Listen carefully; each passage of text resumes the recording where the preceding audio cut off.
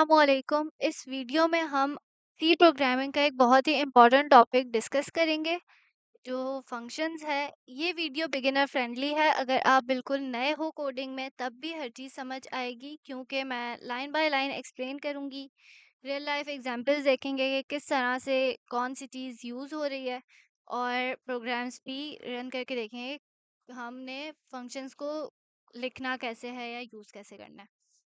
तो सबसे पहले देखते हैं कि फंक्शन क्या होते हैं।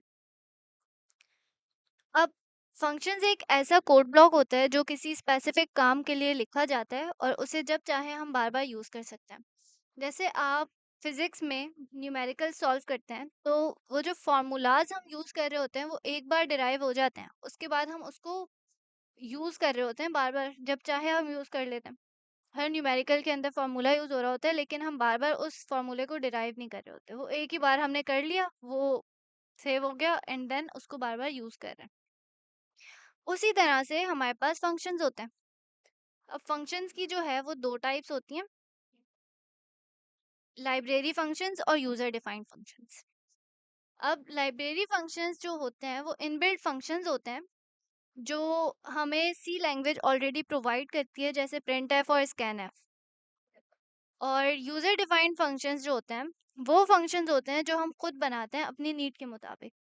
अगर हमें कोई भी कैलकुलेशंस करनी है या हमें कोई मैसेज प्रिंट कराना है तो हम वो फंक्शन एक बनाएंगे, हम उसको नाम देंगे, उसके अंदर हम उसको डिफाइन करेंगे क्या इसके अंदर हमें एग्जीक्यूट कराना है और उसको बस एक बार कॉल आउट करेंगे, नाम नाम अपना कॉल आउट करेंगे अपने फंक्शन का एंड देन वो हमारे प्रोग्राम में एग्जीक्यूट हो जाएगा। अब यहाँ हम देखते हैं कि हमारे पास स्ट्रक्चर क्या होता है फंक्शन का, कि तीन जो हमारे पास स्टेप्स होते हैं फंक्शंस बनाने के लिए। एक फंक्शन डिक्लेरेशन जिसे हम प्रोटोटाइप भी कहते हैं। इसमें क्या होता है कि इसके हम अपने फंक्शन का नाम देते हैं, उसके पैरामीटर्स बताते हैं। इसके अंदर हम क्या करते हैं, डिक्लेयर कर रहे होते हैं अपना फंक्शन। उसके बाद आती है डेफिनेशन। फंक्शन की डेफिनेशन में क्या होता है कि हम इसके अंदर अपना एक्चुअल कोड लिखते हैं कि उस फंक्शन में हम कर क्या रहे हैं। लाइक अगर हम कोई कैलकुलेशंस परफॉर्म करा रहे हैं तो हम उसको बताएंगे कि अच्छा कि ये हमारे पास नंबर्स हैं, हमें रिटर्न वैल्यू क्या चाहिए और रिजल्ट में हमारे पास मल्टीप्लिकेशन होगी, प्लस माइनस होगा। ये हम इसके अंदर डिफाइन करते हैं कि लॉजिक क्या लग रही है फंक्शन की, सही है।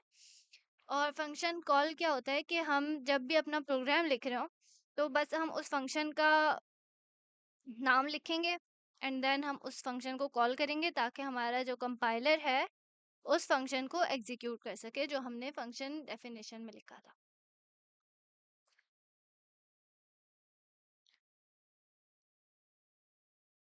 अब हम एक प्रोग्राम लिखते हैं फंक्शन का जिसमें हम दो नंबर्स को ऐड करेंगे और फिर हम देखेंगे किस तरह से हमारा एग्जीक्यूट हो रहा है प्रोग्राम फंक्शन का। तो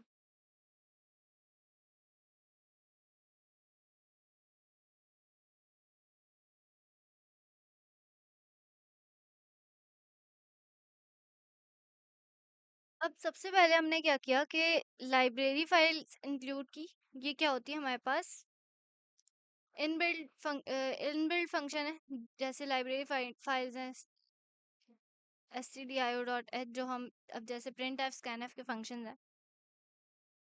इस लाइन का मतलब है कि हम लाइब्रेरी फाइल इंक्लूड कर रहे हैं जिसमें हम स्कैन एफ और प्रिंट एफ जैसे फंक्शंस यूज़ कर सकते हैं। इसके बाद हमने क्या किया, फंक्शन को डिक्लेयर किया। अब हमारा जो कंपाइलर होता है वो हमारे जो प्रोग्राम है उसको रीड करना, कोड को रीड करना स्टार्ट करता है फर्स्ट लाइन से, यहाँ से।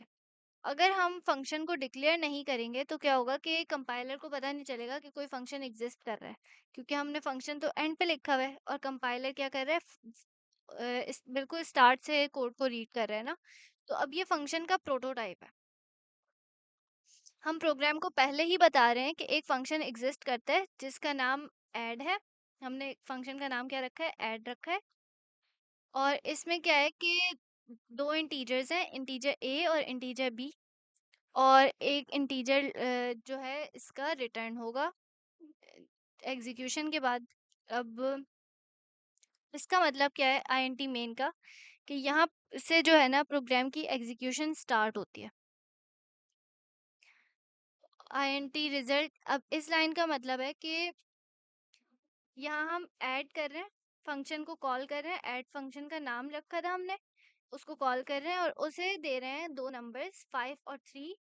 अब फंक्शन जो रिजल्ट देगा, मतलब कि जब कैलकुलेट करने के बाद जो रिजल्ट आएगा वो हमारे पास किस में सेव होगा, जो हमने वेरिएबल रखा है रिजल्ट के नाम से, उसके अंदर वो उसको स्टोर करा देगा।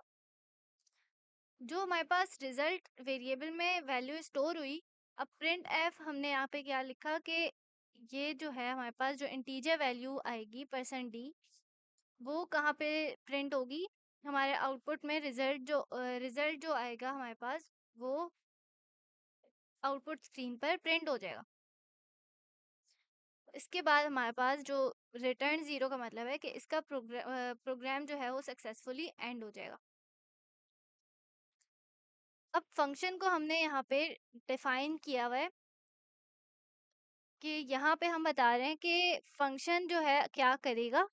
अब हमने यहाँ पे कॉल आउट तो किया, अब फंक्शन ऐड फंक्शन का नाम है, अब ऐड के अंदर कर क्या रहा है वो, मतलब उसे तो नहीं पता ना। अब इसका नाम कुछ भी रख दो, मतलब इसका नाम तो हम मल्टीप्लाई भी रख सकते हैं, डिवाइड भी रख सकते हैं, या फिर एनीथिंग कुछ भी रख दो। अब इसमें क्या होगा कि हमारे पास दो इंटीजर्स हैं ए बी, और यहाँ पे क्या कर रहा है वो कि रिटर्न करेगा ए और बी को प्लस करके। मतलब यहाँ पे असल में हमने आप बताया हुआ है, डिफाइन किया हुआ है कि इसको क्या करना है कि ए जो हमारे पास दो वैल्यूज हैं उसको प्लस करना है। अब जब भी हमें कोई यही काम करना है तो इस फंक्शन को हम ऐड को कॉल करेंगे और फिर वो हमारा काम हो जाएगा। इसको रन करके देखते हैं।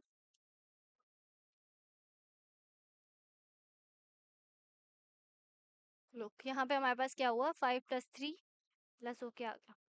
अब यहाँ पे तो हमारे पास बिल्कुल सिंपल सा एक प्रोग्राम है, ठीक है, इसलिए बिल्कुल बेसिक सा है। अब जो हमारे पास बड़े बड़े प्रोग्राम्स होते हैं, बहुत कॉम्प्लेक्स कैलकुलेशंस होती हैं, उसमें जो हमारे पास फंक्शन है वो बहुत मेजर पार्ट प्ले करता है। हमारे प्रोग्राम को एक तो सिंपल बनाता है, हमें बार बार जो है वो कोड को लिखना नहीं पड़ता, एक ही कोड को हम सिर्फ एक बार फंक्शन बनाते हैं, उसी को बार बार कॉल कर लेते हैं जब भी हमें वही वैल्यू जो है वो कैलकुलेट करनी हो, या फिर कोई भी सेम। ये तो हमारे पास क्या होता है कि एक हमारे पास एक रिटर्न टाइप है और प्रोटोटाइप के साथ हमारे पास जो फंक्शन हम बना रहे हैं। अब एक और फंक्शन होता है जिसमें हम हमारे पास कोई रिटर्न वैल्यू नहीं होती, ना कोई पैरामीटर होता है। अब वो जो फंक्शन होता है वो किस तरह से, जैसे हमें हमारे पास एक ही कोई मैसेज है, हमें वो बार बार प्रिंट कराना है, तो हम क्या करेंगे, हम वो क्या करेंगे, एक फंक्शन बनाएंगे जिसमें हम वो मैसेज प्रिंट करेंगे और उस फंक्शन को कॉल आउट कर लेंगे जब भी हमें वो मैसेज प्रिंट कराना हुआ। लुक, इस तरह से हम क्या करेंगे, यहाँ पे हमने लाइब्रेरी फाइल इंक्लूड की। वॉइड का मतलब क्या है कि कोई भी रिटर्न वैल्यू नहीं है, फंक्शन कुछ भी रिटर्न नहीं करेगा। और ग्रीट का मतलब क्या है कि फंक्शन कोई इनपुट भी नहीं ले रहा, बस जो हमारा ग्रीट हमने यानी कि वेरिएबल लिया हुआ है, मतलब हमने फंक्शन का नाम दिया है कि ग्रीट हमारे पास फंक्शन का नाम है, और उस फंक्शन को जब भी हम यूज़ करेंगे तो क्या होगा, ये मैसेज प्रिंट हो जाएगा। यहाँ पे भी हमने यही किया कि हमारी जो मेन एग्जीक्यूशन, हमने यहाँ पे फंक्शन को डिफाइन किया, डिक्लेयर किया कि हमारे पास एक फंक्शन है ग्रीट के नाम से, और कंपाइलर उसको फिर रीड कर लेगा जब कंपाइल कर रहा होगा। मेन हम यहाँ से कंपाइलर अपनी एग्जीक्यूशन स्टार्ट करेगा, ग्रीट जो हमारे पास फंक्शन हमने बनाया था उसको वो जो है फिर रीड करेगा। उसके अंदर हमने क्या लिखा हुआ है कि बस मैसेज को प्रिंट करा दो, hello welcome to the world of functions. इसको रन करके देखते हैं।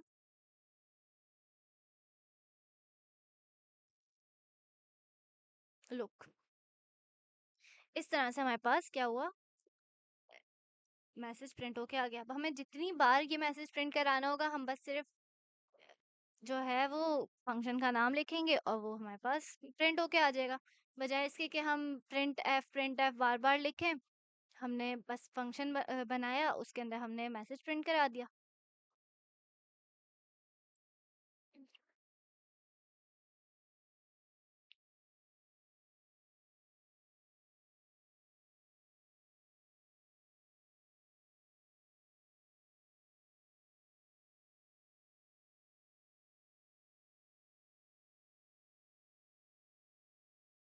ये फिर हमने देख लिया। अब हम देखते हैं कि हम फंक्शंस को यूज क्यों करते हैं।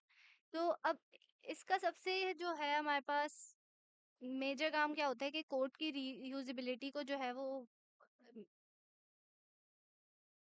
अच्छा करता है कि हम एक ही कोड को बार बार, एक ही फंक्शन को बार बार यूज कर सकते हैं। इससे क्या होता है कि हमारा कोड क्लीन और ऑर्गेनाइज्ड रहता है, और इसमें जो एरर्स होते हैं उसको हम, या फिर जो हमारा कोड होता है वो इजी हो जाता है डिबग करने के लिए और मेंटेन करने के लिए। हम बहुत इजी हो जाता है कोड।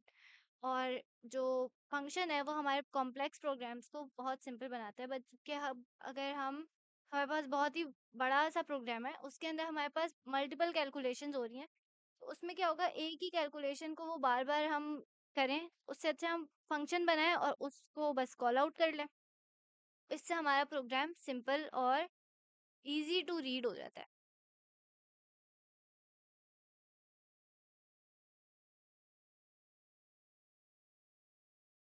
इसमें क्या हो रहा है कि फंक्शंस जो है ना, किस मैनर में जो है वो एग्जीक्यूट हो रहे होते हैं ना।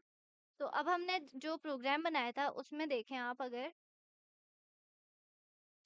तो यहाँ क्या हो रहा है, सबसे पहला काम हम कर रहे हैं फंक्शन को डिक्लेयर करना।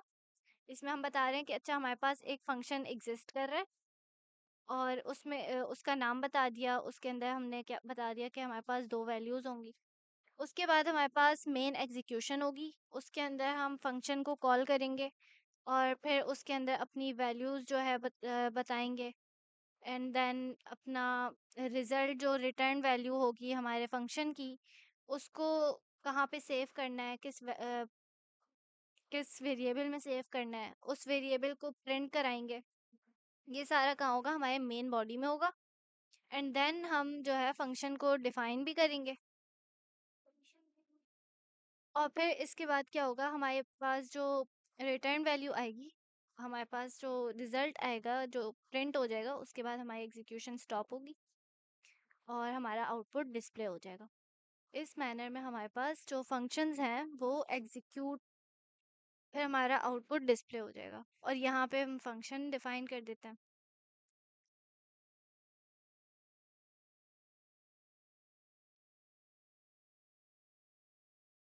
तो इस वीडियो में हमने कॉम्प्लेक्स ब्रेकडाउन देखा है फंक्शंस का सी के अंदर, बेसिक से लेके बिल्कुल रियल लाइफ एग्जांपल्स तक भी हमने देखी है, कहाँ पे किस तरह से फंक्शंस यूज़ होते हैं, फंक्शंस को क्यों यूज़ करते हैं, और फंक्शंस के हमने प्रोग्राम्स रन करके देखे। तो अगर समझ आ गए फंक्शंस तो लाइक कर दें, और अगर कोई भी क्वेश्चन है तो कमेंट्स में पूछ लें। अल्लाह हाफिज़।